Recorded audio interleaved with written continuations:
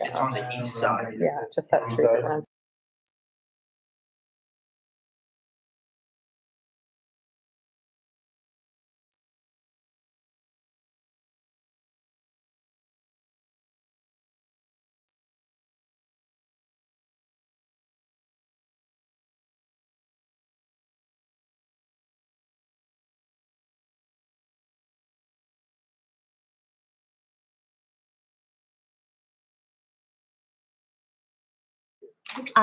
Good evening.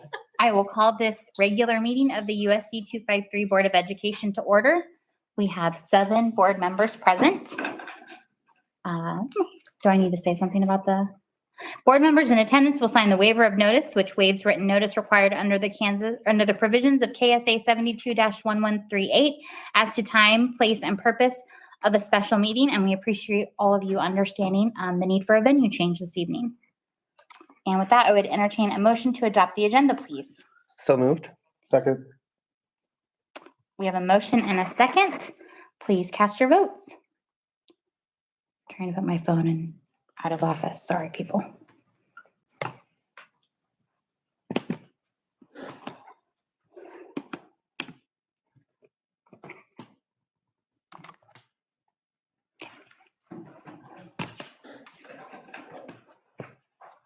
I vote yay. Motion passes 7-0.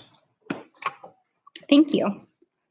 That takes us to public comments. Public comments will be allowed with a duration of 3 minutes per speaker to be timed by the board clerk. And speakers must sign up for in-person comment by 1 p.m. the day of the board meeting. That public comment by email or remote not be accepted, and that those giving public comment not approach the board or move past the podium. No handouts will be allowed, but such materials may be emailed in advance to the board clerk for distribution to the board, and that public comment may not include reference to names of specific students and/or personal matters which would potentially violate an individual's privacy, and that the board will not engage in discussion at that time. Casey, do we have any public comment this evening? We do not. Thank you. Moving on to the consent agenda. The items listed on the consent agenda are considered by the Board of Education to be routine business items. Approval of the items may be made by a single motion, second, and majority vote with no separate discussion of any item listed. Should a member of the board desire to discuss any item, at his or her request, it will be removed from the consent agenda and considered separately. Does anyone have anything they'd like to remove from the consent agenda this evening? I would move for approval of the consent agenda. Second. Thank you. We have a motion and a second. Please cast your votes.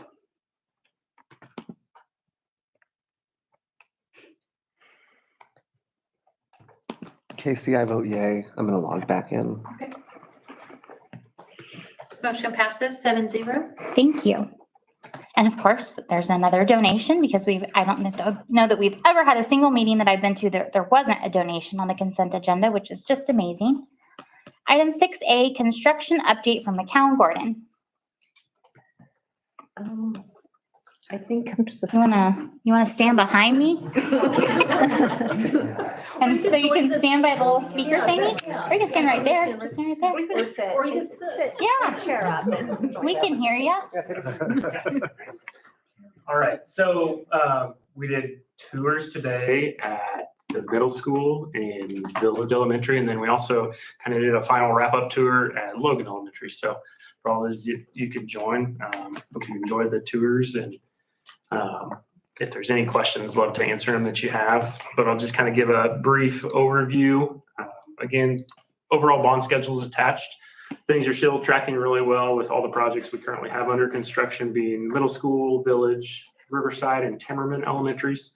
William Allen White is currently in schematic design stages. So HCK and their consultants are working through kind of taking all that data from Till and his admin staff, as well as Dr. Harder, Dr. Manihi, and just kind of putting that all into drawings and making those boxes fit per all those conversations. And so hopefully the goal is first part of August, we'll come give a presentation to the Build for Future Executive Committee on a kind of a high level budget on where things are shaking out. And HCK will keep progressing that design as we go.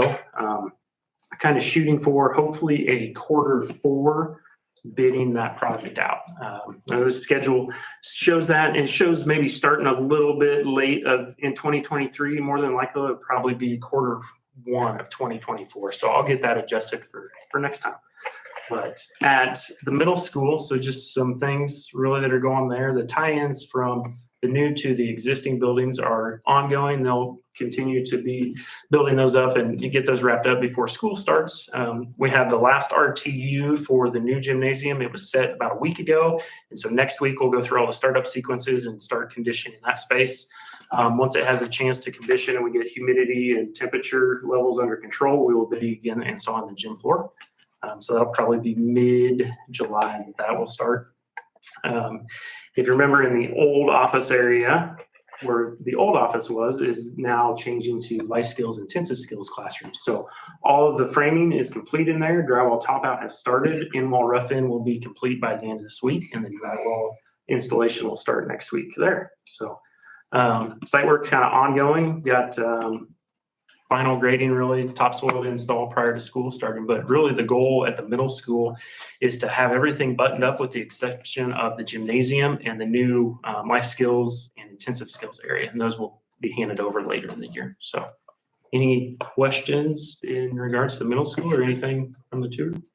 I just have to say, it is Yeah, gorgeous. beautiful. We said it many Beautiful. times today, but it was so impressive. You're just gonna love it. Appreciate that. So, Yeah. yeah, just for the folks, if they're watching at home, these are just a couple of pictures, and actually it's even changed since these pictures were posted. So on the left is just a tile wall. It's actually complete now where drinking fountains will go. And then the picture on the right is actually the new activities entrance area. So we'll have display cases up there that we've got to finish. And new restrooms to serve both the gymnasiums and those spaces when you hold events. So. And then Village Elementary. So visited that one. It was a little warm inside because we're currently in the process of essentially revamping the entire HVAC system there. So all the air handling units are in the process of being installed. Pushing for mid-July to get those installed along with the fire alarm, because that's when we have the fire marshal coming out who's going to go through all the tests of the fire alarm and those sorts of systems. So we're pushing to have those hopefully up and running by that date to make that inspection. We've got on those pictures up there were just some equipment in the multi-purpose room of all the air handling units that are going into place. The right picture is actually the kitchen, which all the block is complete, and actually the ceiling grid will begin and be installed tomorrow, and then epoxy floors will be installed next week. So that space is coming together nicely. And then furniture in the administration wing is actually ongoing right now. Pictures you kind of see up there currently on the left are just the new flooring, the glues being installed for the flooring material that was installed here a couple weeks ago. And then the pictures on the right are of the old multi-purpose room, which were converted into the new media center / library space. So space turned out great, I think. You wouldn't recognize it if you went in there today. So cut in a couple windows to allow that natural light in. And then that bottom picture on the right is just the clouds of that ceiling to kind of break up that space, and turned out really nice. And then the last school I wanted to touch on really were Riverside and Timmerman. So at Riverside, you can see the subgrade there is for new parking out front to allow parents easier parking access into the school, because currently you have to park in the big parking lot. It's a little bit of a walk to get to the front entry. So that picture on the left is that subgrade. Hope is that'll get poured here in the next couple of weeks. And then actually on the right is just some framing underway at both schools, but actually at both schools, all the framing is complete. At Timmerman, the drywall installation is complete as well, and drywall finishing actually started this week there. The drywall should be pretty close, if not done today at Riverside, and then they'll roll right into drywall finishing there too. As soon as the drywall is finished, we'll prime first coat, reinstall ceiling grids, reinstall lights, diffusers, grills, all of that. So those spaces will come together really quick and be ready for school to start. And then casework for both of those schools is scheduled to show up July 10th. So we'll store that somewhere in the school. We'll coordinate with the administration there, and it's a good thing because casework has become a longer lead time, especially for these summer renovations. So, Great. Any questions on any of those, whether it's Village, Riverside, or Timmerman? So the new parking at Riverside, is that similar to what already exists at Timmerman? Correct. Yep. And actually, Grant, I'm glad you brought that up because I was thinking too, is I need to touch on the two additions that we're doing at both schools. So currently at Riverside, the footings are poured and we're waiting for a slab on grade pour, which is hopefully going to be tomorrow or Friday. And then they've started digging footings foundations over at Timmerman. So they'll either pour the footings over at Timmerman and then go place the slab over at Riverside or vice versa. So as soon as that's done, masonry materials for the block walls are scheduled to show up next week, and then masonry will start and we'll start going vertical there. So.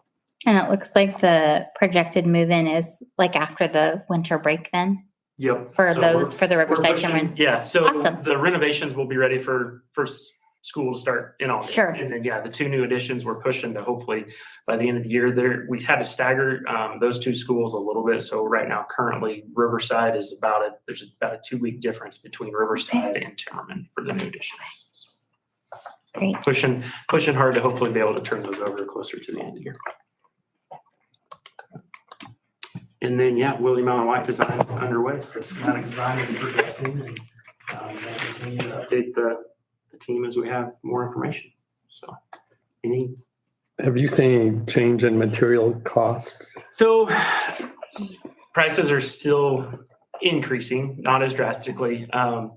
There was a point in time, it's about what we're seeing, roughly about 1% or so a quarter. But between, when COVID to, let's say last year, there was about a 30% increase in prices. So it's slowed. It's slowed. Yes, things are still increasing, but it is slowed Good.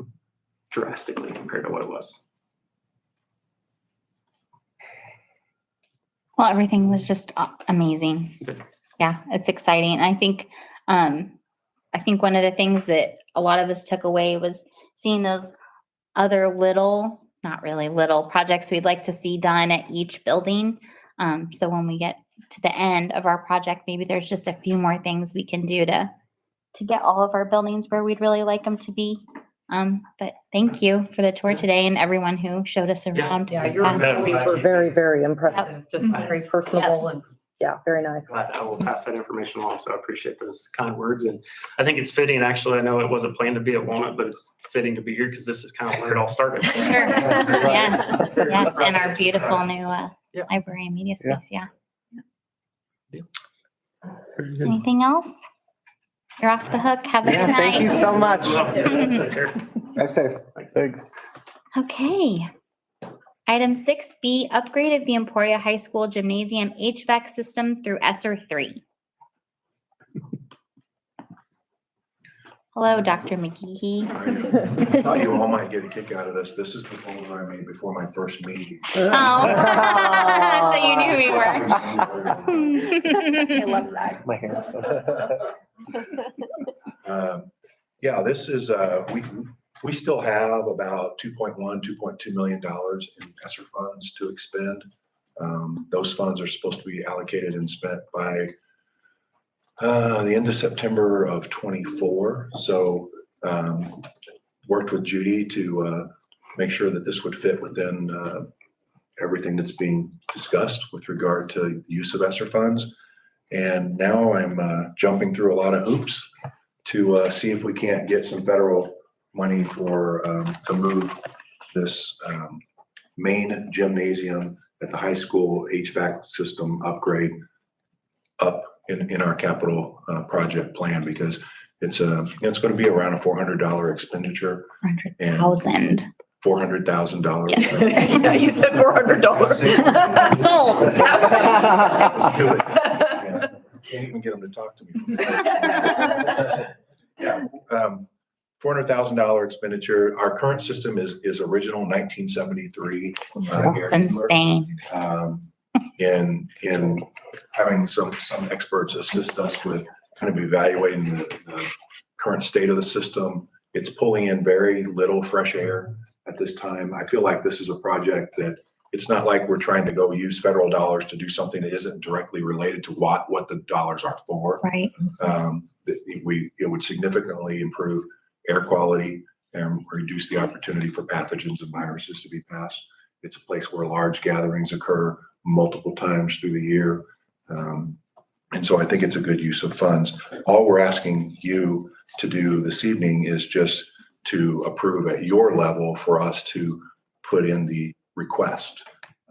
And then I'm still working on the request because there are, when I say a lot, like you have to make sure it's not on the historic preservation side. You know, there's just a lot of things that you have to do.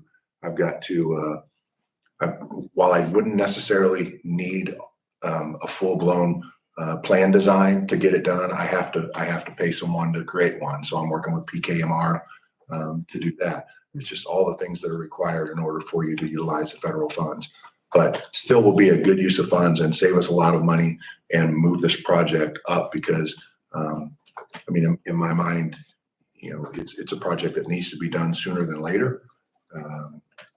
But it's, you know, if you have to do it with our capital outlay, then you're saying, okay, which roof are we not going to replace or which parking lot are we not going to do, you know, for another 2 or 3 years. And so this will help us maybe not have to make those difficult decisions and utilize these funds for what they were intended. I think, Okay, go ahead. sorry, I was just going to say, I think it's a great idea. And if we've had an HVAC system since 1973, it's probably time to get a new one. Is there any reason, well, let me rephrase that. Have ESSER funds been approved for similar requests to this before, or are we? We have not requested any capital project or any construction. Other districts have. For example, I'm working with PKMR now to potentially assist us with the design. They've done design work for a lot of districts that have put in requests to use ESSER funds in similar manner. So we know that some requests like this have been approved at some level. They have. Okay, good. And so far, all of our, you know, initially when I was working with Landry Phillips in our office, who has pretty much submits all the ESSER requests for us. We weren't sure that we needed to do all the things that we have to do. And so they obviously provide us the feedback we need to make sure that we get our application in correctly. And I feel like they've been very supportive in kind of holding our hand and making sure that we hit all these, you know, these I's and T's so that it is something that, you know, they can seriously consider. Okay, that's what I was going to ask. So Jeremy, Sorry. I'm not going to lie. I had to read the sentence twice. I was like, that can't be right. No, it's That amazing. was alive in 1973. Oh my goodness.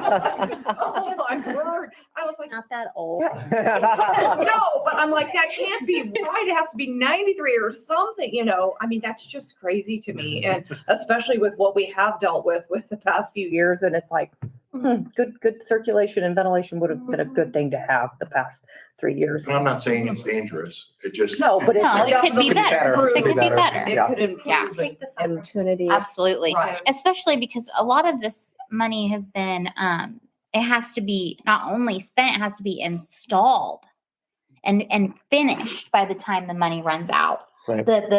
So like by September 24, and like they told us today, the system in the middle school gym took 18 months Oh, that's right. to get here. So if we don't get on it now, we might completely miss the boat. So yeah. I would be glad to make a motion if there's no more. Fine. Okay. I make a motion to approve submitting a plan to use ESSER 3 funds to upgrade HVAC system in the Emporia High School gymnasium as submitted. Second. Thank you for that discussion. We have a motion and a second. Please cast your votes.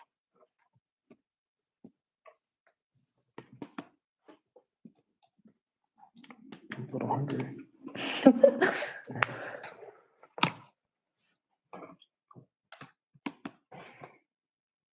Motion passes 7-0.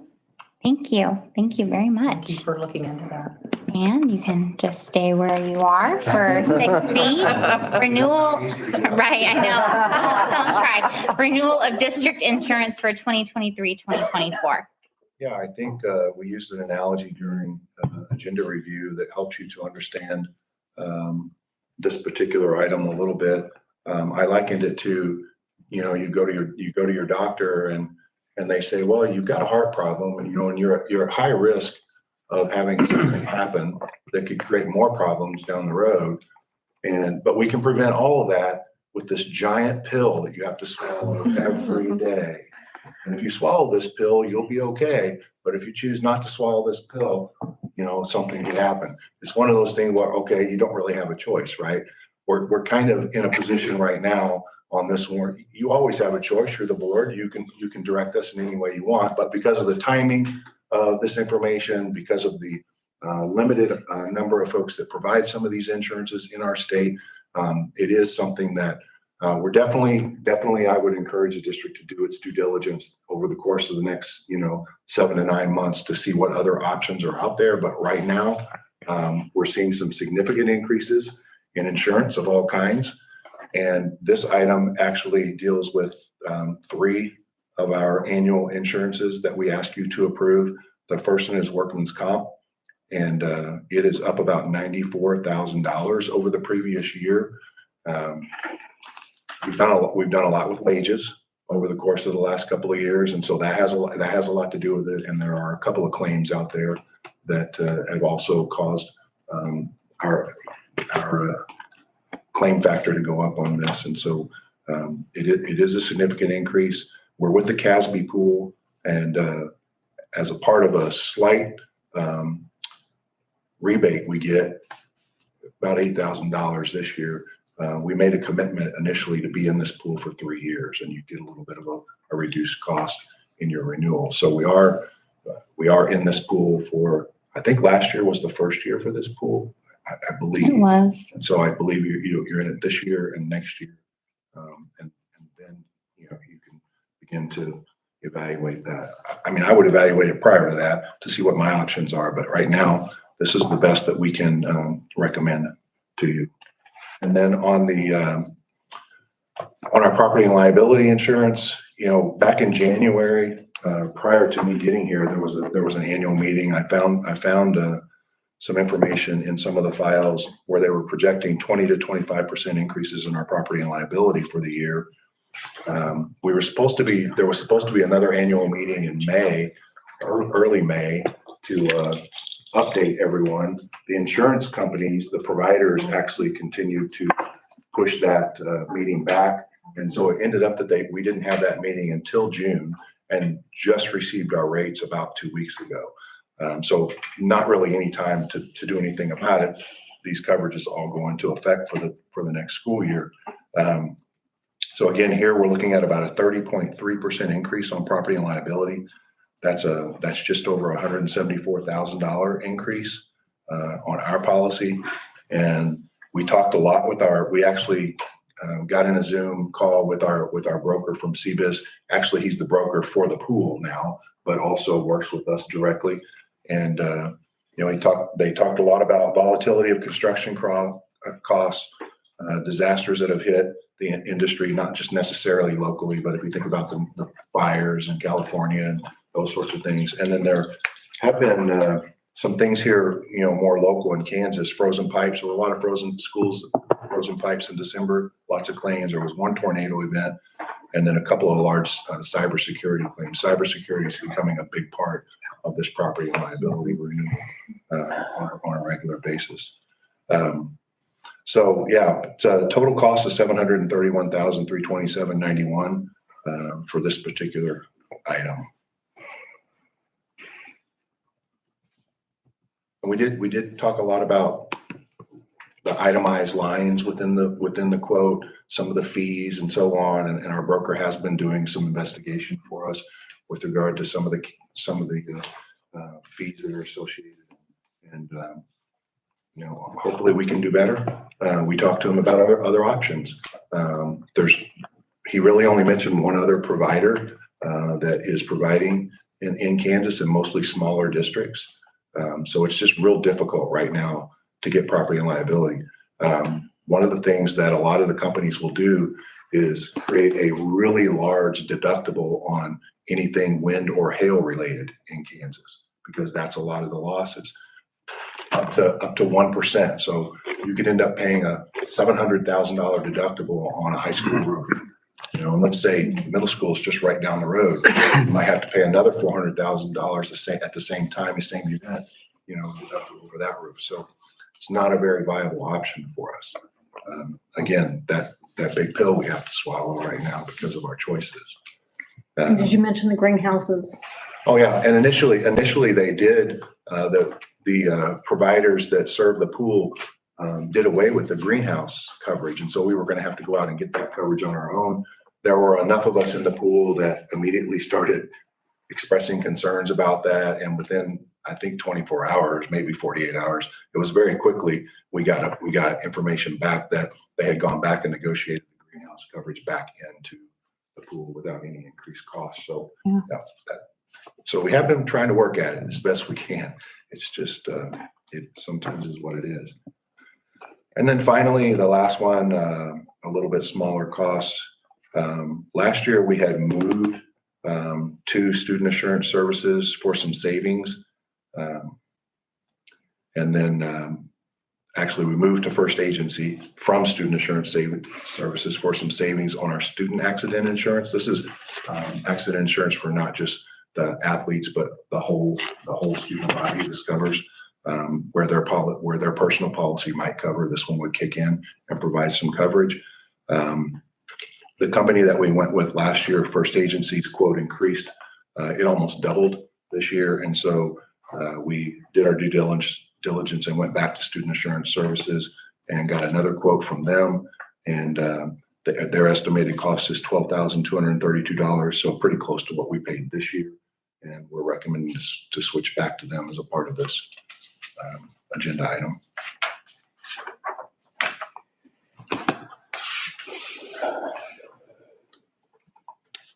Any questions?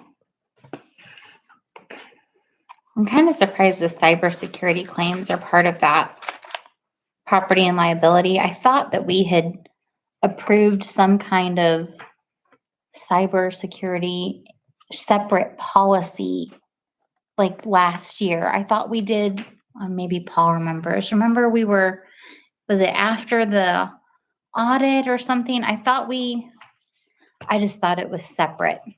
It may have been some sort of a rider or a separate prior to joining the pool. Okay. I don't know. I wasn't Okay. here at that time. Yeah. It is wrapped into the pool, and it isn't one of those coverages that you're given the opportunity to opt out. Oh, of course, Right. yeah. And some go a different direction. Sure.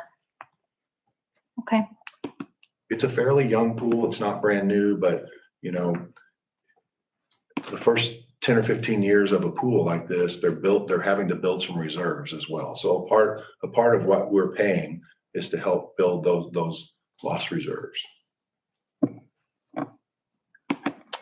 Any questions on this painful item? I think painful is about the right way to describe it. Lillian? Oh, I don't have a question, but Leslie, you're sort of right. In 2018, there was separate cyber insurance, Okay. but in 2021, then that's when we were in CURMP and it's like all together Okay. there.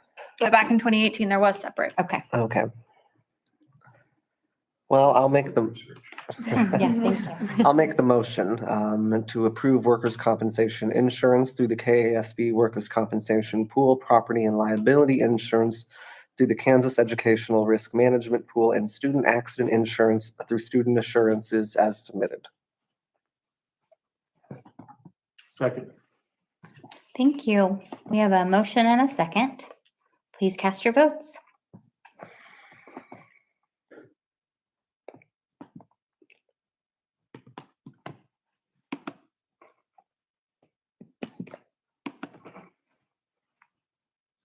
Motion passes 7-0. Thank you. And thanks for your time with us. Absolutely. Thank you so much, David. Absolutely. Okay. Fastest board meeting in quite some time. Since before COVID. Right. Few calendar dates under 7A here. We have our board retreat on Wednesday, July 12th from 1 to 5:30 at Mary Herbert Education Center, followed by our regular board meeting at 6:30.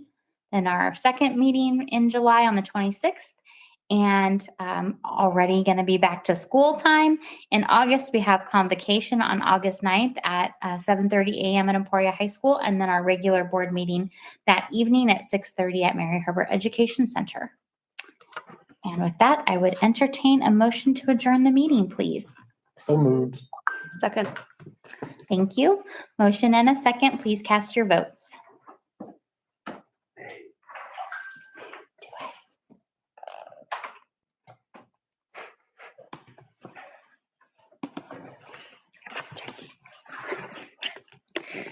Motion passes 7-0.